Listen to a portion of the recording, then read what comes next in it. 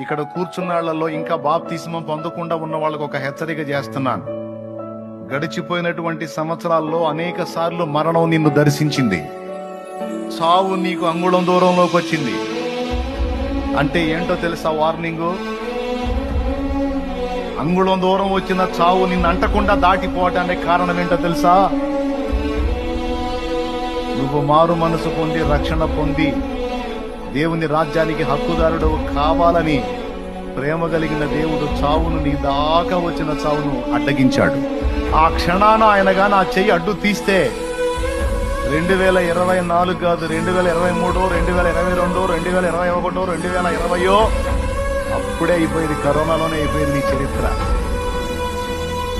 Corona దాటి కూడా మరో 2 ఏళ్లు నువ్వు మళ్ళా బట్టికి బట్టగట్టి తిరుగుతున్నావంటే దేవుడే ఇచ్చాడు.